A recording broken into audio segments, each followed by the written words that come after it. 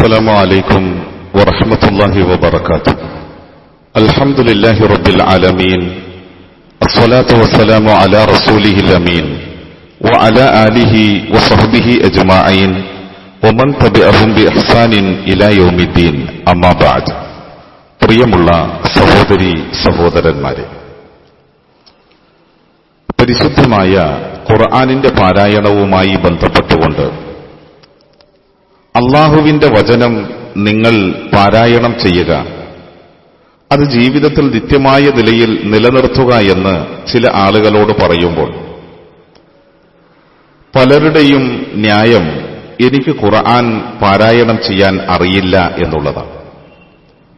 അതിനവര് പറയാറുള്ളത്, എന്റെ ചെറിയ പ്രായത്തിൽ എനിക്ക് ഖുർആൻ പഠിക്കാൻ കഴിഞ്ഞിട്ടില്ല, ഇപ്പോൾ പ്രായമേറെയായി, ഇനി ഒരിക്കലും ഇത് പഠിക്കാൻ കഴിയുകയുമില്ല.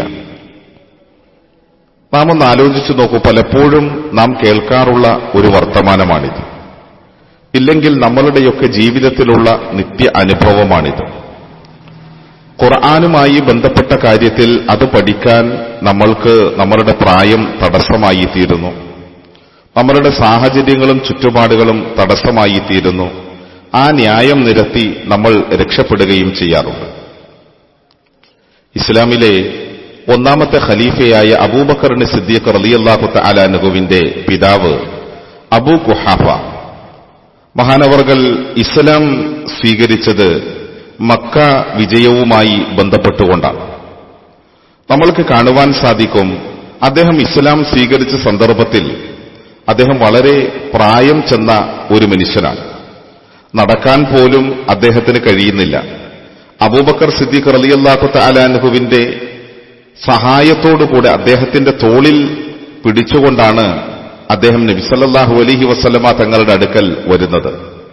ഈ സന്ദർഭത്തിൽ അല്ലാഹുവിന്റെ റസൂൽ സല്ലല്ലാഹു അലൈഹി വസല്ലമ തങ്ങൾ അബൂ ഖുഹാഫ റളിയല്ലാഹു തആല അൻഹുവിന് നൽകിയ ഉപദേശം താങ്കൾ ഖുർആൻ പഠിക്കണമെന്നാണ്. നമ്മളൊന്ന് ആലോചിച്ചു നോക്കൂ, ഇത്രയും പ്രായമുള്ള ഒരു മനുഷ്യനോട് പോലും അല്ലാഹുവിന്റെ റസൂല് ഖുർആൻ പഠിക്കണമെന്ന് കൽപ്പിച്ചിട്ടുണ്ട് എങ്കിൽ നമ്മൾക്ക് എങ്ങനെയാണ് ആ കൽപ്പനയിൽ നിന്ന് മാറി നിൽക്കാൻ കഴിയുന്നത്? നമ്മൾക്കും സാധിക്കും ഖുർആൻ പഠിക്കാൻ. മുഹമ്മദ് നബി സല്ലല്ലാഹു അലൈഹി വസല്ലമ തങ്ങളുടെ ജീവിതത്തിൽ 40-ാമത്തെ വയസ്സിലാണ് വഹി അവതരിക്കുന്നത്. അതുപോലെ തന്നെ പ്രായമുള്ള എത്രയെത്ര സ്വഹാബിമാർ ആ ഖുർആനിനെ പഠിച്ചു, ഖുർആനിനെ നമ്മൾക്ക് പകർത്തിത്തന്നു. ഇന്ന് നമ്മളുടെയൊക്കെ ചുറ്റുപാടും എത്രയെത്ര സംവിധാനങ്ങളാണ് നമുക്ക് മുന്നിലുള്ളത്. ആ സംവിധാനങ്ങളെ പ്രയോജനപ്പെടുത്തിക്കൊണ്ട് നമ്മൾക്ക് തീർച്ചയായും പരിശുദ്ധമായ ഖുർആനിനെ പഠിക്കാൻ നമ്മൾക്ക് കഴിയേണ്ടതുണ്ട്. നാം ഉമ്മയുടെ ഗർഭാശയത്തിൽ നിന്ന് ഈ ഭൂമിയിലേക്ക് ജനിച്ചു വന്ന സന്ദർഭം ഒന്നും അറിയാത്തവരായിട്ടാണ് നാം ജനിച്ചു വന്നത്. വല്ലാഹു അഖ്റജക്കും മിൻ ബുത്തൂനി ഉമ്മഹാത്തിക്കും ലാ തഅലമൂന ഷൈഅ. അല്ലാഹു സുബ്ഹാനഹു വ തആല ഈ ഭൂമിയിലേക്ക് നമ്മൾക്ക് ജന്മം നൽകുമ്പോൾ നമ്മൾക്കൊന്നും അറിയില്ലായിരുന്നു. പക്ഷേ ഈ ഭൂമിയിലേക്ക് കടന്നു വന്ന നമ്മളുടെയൊക്കെ ജീവിതത്തിൽ ഏതെല്ലാം കാര്യങ്ങൾ പഠിച്ചു? കമ്പ്യൂട്ടർ പഠിച്ചു, ടൈപ്പ് ചെയ്യാൻ പഠിച്ചു, വിവിധങ്ങളായ തൊഴിലുകൾ പഠിച്ചു, വിവിധങ്ങളായ ഭാഷകൾ പഠിച്ചു. അതുപോലെ തന്നെ നമുക്ക് അറിഞ്ഞുകൂടാത്ത പല കാര്യങ്ങളും നാം പഠിക്കുകയാണ്. നാം അവയെല്ലാം നേടിയെടുത്തു. എന്തിനു വേണ്ടിയാണ്? താൽക്കാലികമായ ഈ ദുനിയാവിന്റെ നിലനിൽപ്പിന് വേണ്ടി, ഈ ദുനിയാവിന്റെ നേട്ടത്തിന് വേണ്ടി നാം എത്ര കഷ്ടപ്പെട്ടും എത്ര അധ്വാനിച്ചും ഇതെല്ലാം പഠിച്ചെടുക്കുവാൻ നാം പരിശ്രമിക്കാറുണ്ട്. എന്നാൽ നമ്മളൊന്ന് ആലോചിച്ചു നോക്കൂ, എന്നെന്നും നിലനിൽക്കുന്ന പരലോകത്തിനു വേണ്ടി നാം എന്താണ് പഠിച്ചത്? നാം അവിടെ വിജയിക്കാനും അവിടെ രക്ഷപ്പെടാനും പര്യാപ്തമായ നിലയിൽ പഠിച്ച കാര്യങ്ങൾ എന്താണ്? അത് പരിശുദ്ധമായ ഖുർആനും തിരുസുന്നത്തുമല്ലേ പഠിക്കേണ്ടുന്നത്? എന്നിട്ട് അത് പഠിക്കാതെ നാം ന്യായം നിരത്തുന്നതിൽ എന്തർത്ഥമാണുള്ളത്? നാം ഇവിടെ തിരിച്ചറിയണം, ഇസ്ലാമിക ശരീഅത്ത് അത് പഠിച്ചാലേ അല്ലാഹുവിങ്കൽ നമ്മൾക്ക് സ്ഥാനമുണ്ടാവുകയുള്ളൂ. യർഫഇല്ലാഹുല്ലദീന ആമനൂ മിൻകും വല്ലദീന ഊതുൽ ഇൽമ ദറജാത്ത് വല്ലാഹു ബിമാ തഅമലൂന ഖബീർ.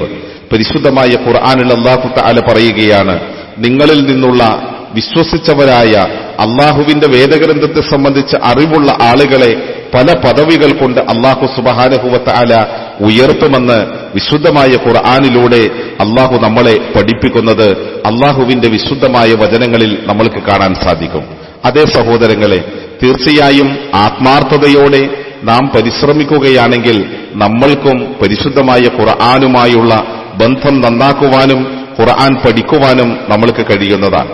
ഖുർആൻ പാരായണം ചെയ്യുന്ന വിഷയത്തിൽ അതുപോലെ തന്നെ പലപ്പോഴും ആളുകൾ പറയാറുള്ള ഒരു കാര്യമുണ്ട്, എനിക്ക് പഠിച്ചിട്ടും അങ്ങോട്ട് മനസ്സിലാകുന്നില്ല, അതുകൊണ്ട് പലപ്പോഴും ഞാൻ ഉദ്ദേശിക്കുന്ന നിലയിൽ പാരായണം ചെയ്ത് പൂർത്തിയാക്കാൻ കഴിയാറില്ല എന്ന് സങ്കടപ്പെടുന്ന ആളുകളുണ്ട്.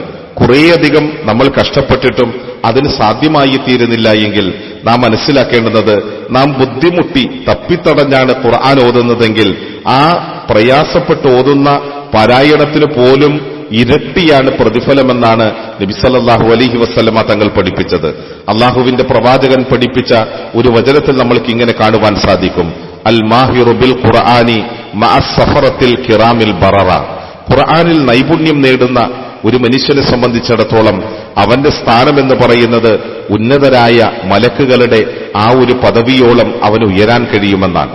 എന്നാൽ ഖുർആനിൽ വല്ലദീ യഖറഉൽ ഖുർആന, ഒരു മനുഷ്യൻ ഖുർആൻ പാരായണം ചെയ്യുകയാണ്, വയതതഅഫീഹി വഹുവ അലൈഹി ഷാഖുൻ ലഹു അജ്റാനി, അവന് ഭംഗിയായി അത് പാരായണം ചെയ്യാൻ കഴിയുന്നില്ല, തപ്പിത്തടഞ്ഞ് പ്രയാസപ്പെട്ട് അക്ഷരങ്ങൾ പലപ്പോഴും കണ്ടുപിടിക്കാനൊക്കെ പ്രയാസപ്പെട്ടുകൊണ്ട് ആ ഖുർആൻ തപ്പിത്തടഞ്ഞാണ് ഒരു മനുഷ്യൻ പാരായണം ചെയ്യുന്നതെങ്കിൽ അയാൾക്ക് 2 പ്രതിഫലമുണ്ട് എന്നാണ്. ഒന്ന് ഖുർആൻ പാരായണം ചെയ്തതിന്റെ പ്രതിഫലം, മറ്റൊന്നാകട്ടെ അതിനുവേണ്ടി അദ്ദേഹം അനുഭവിച്ച ആ പ്രയാസത്തിനും. ഇവിടെ നാം ആലോചിച്ചു നോക്കൂ, എത്ര മഹത്വപൂർണമായ പ്രതിഫലങ്ങളാണ് പരിശുദ്ധമായ ഖുർആനുമായി ബന്ധപ്പെട്ടുകൊണ്ട് നമ്മളുടെ ജീവിതത്തിൽ നേടിയെടുക്കാൻ കഴിയുന്നത്. എന്നാൽ അത് തിരിച്ചറിയാതെ അശ്രദ്ധരായി ഖുർആൻ പഠിക്കാതെ അത് പാരായണം ചെയ്യാതെ നാം നമ്മളുടെ ജീവിതത്തെ നഷ്ടപ്പെടുത്തിയാൽ തീർച്ചയായും പരലോകത്ത് നമ്മൾക്ക് അള്ളാഹുവിന്റെ മുമ്പിൽ സമാധാനം പറയേണ്ടി വരും. നാഥനായ അള്ളാഹു അനുഗ്രഹിക്കട്ടെ.